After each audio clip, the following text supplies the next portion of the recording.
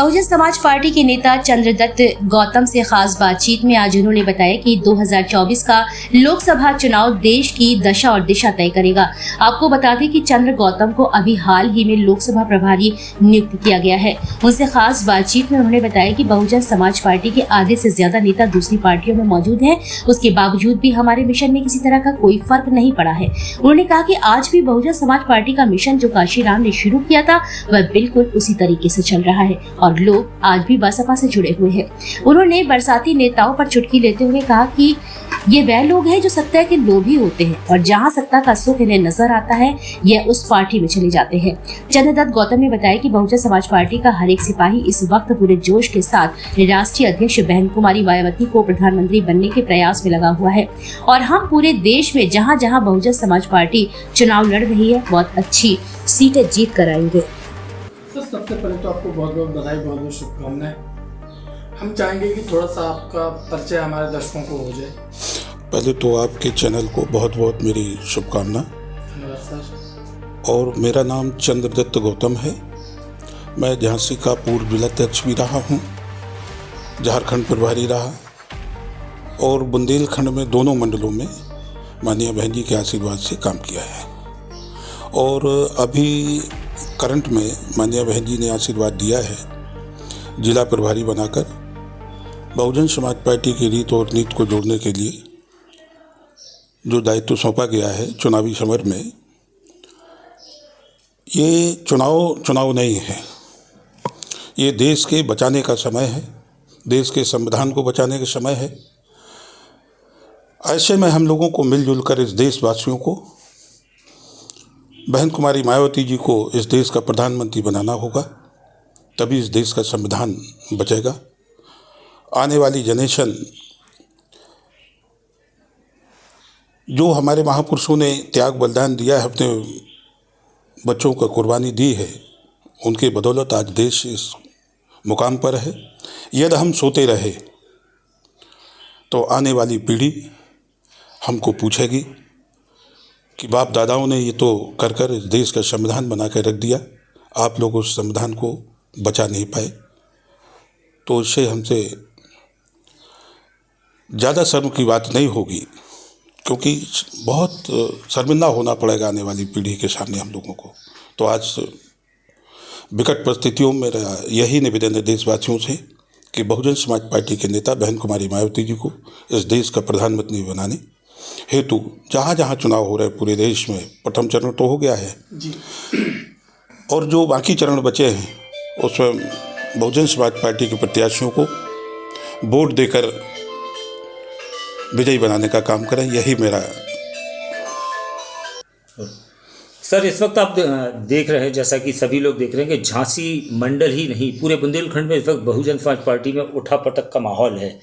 बड़े बड़े दिग्गज नेता बीएसपी को छोड़कर भाजपा का कहीं किसी और दलों के दामन थाम रहे हैं। ऐसे में इस नई चुनौती का सामना आप किस प्रकार करेंगे?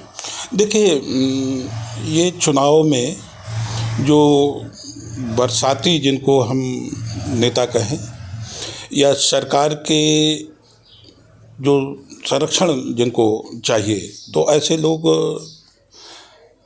मिशन मूवमेंट को जो नहीं समझते हैं तो चुनाव तो लड़ जाते हैं लेकिन फिर भाग जाते हैं। तो इसलिए हमारा तो यही वर्करों से निवेदन है कि बहुजन समाज पार्टी के जो भी कैंडिडेट हों, जहाँ जहाँ सब मिलजुल कर आपस में भाईचारा पैदा करके इस देश को बचाओ, इस देश के संविधान को बचाओ, यही मेरा नारा है। झांसी के भी प्रत्याशी राकेश कुशवाहा घोषित कर दिए गए थे, उसके बाद उनको भी जो है बदल दिया गया। ऐसी स्थिति में जहां प्रत्याशी बार बार बदल रहे हैं, पार्टी के लोगों को पार्टी से निष्कासित किया जा रहा है, जिला अध्यक्ष को हटा दिया जा रहा है, जो मंडल कोऑर्डिनेटर के पद पर एक लंबे समय से जो पूरे बुंदेलखंड में लाला राम अहिरवार चल रहे थे, उनको भी किनारे कर दिया गया। पार्टी के लिए नई चुनौतियाँ कैसे सामना? नहीं, चुनौती कोई नहीं, ये तो बहुजन समाज पार्टी है, यहाँ नेताओं की फैक्ट्री है, नेता बनाए जाते हैं। और यदि आज आप देखें, चाहे यूपी सरकार हो और चाहे सेंट्रल की सरकार हो, आधे से ज़्यादा बहुजन समाज पार्टी के फैक्ट्री से निकले हुए नेता हैं। चाहे जिसको देख लें, आप ब्रजेश पाठक जी को देख लें और किसी को देख लें, बाबूलाल तिवारी जी ने भी यहाँ से चुनाव लड़ा था। तमाम लोग हैं ऐसे प्रदेश में क्या लगता है, क्या ये जो लोग पार्टी छोड़ के गए हैं या जिन्हें पार्टी से निष्कासित किया गया, ये लोग क्या चुनाव में पार्टी को कोई नुकसान पहुंचा सकते हैं? नहीं, देखिए, जहाँ मूवमेंट और मिशन की बात है तो मूवमेंट और मिशन में जुड़े हुए लोग कभी नहीं भागते, ना भागेंगे। और ये तो आना जाना लगा रहता है। जो स्वार्थी किस्म के लोग हैं तो आते जाते रहेंगे। बुंदेलखंड वो क्षेत्र है जहाँ पर बहुजन समाज पार्टी का जिसे गढ़ माना जाता था, सारे के सारे विधायक बीएसपी के किसी समय में हुआ करते थे, सारी चीज़ें बीएसपी के हाथ में हुआ करती थी। आज वहाँ बीएसपी के पास कुछ भी नहीं बचा। ऐसी स्थिति में इस लोकसभा चुनाव में आप अपने आप को कहाँ स्टैंड करते हैं, कहाँ पाते हैं? देखिए, ये झांसी पार्लियामेंट है तो झांसी पार्लियामेंट की यदि हम बात करें तो एक तो जो मौजूदा सांसद हैं, तो मेरा तो ये कहना है कि शायद ही कोई ऐसा आदमी हो जो उनसे मिल पाता हो। जो फरियादी है तो शायद ही कोई मिल पाया हो 5 साल में। तो ऐसे में जो हमारा कैंडिडेट होगा ऐसा लाएंगे जो सुलभ हो और जनता के बीच का आदमी हो। तो जैसे कि राकेश कुशवाहा जी को पहले टिकट दिया गया, फिर उनको टिकट काट दी गई। नहीं, अब देखिए कभी कभी जो काम करता है गलतियां हो जाती हैं, या जानबूझ के कर दे या अनजाने में हो जाए तो गलती होती है। जो जानबूझ के कर दे, जब वो आपको पता है कि कहीं उनका अटैचमेंट है तो फिर ऐसे लोगों को नहीं लाना चाहिए। तो अब कौन सा नया चेहरा होगा? अब ये मानिया बहन जी का विषय है। हम लोग तो देखे, जो हाथी लेकर आएगा हम उसका साथी, बहन जी का जिसको आशीर्वाद उसके हम साथ। तो चैनल के माध्यम से क्या संदेश रहेगा आपका समझ झांसी वासियों के लिए?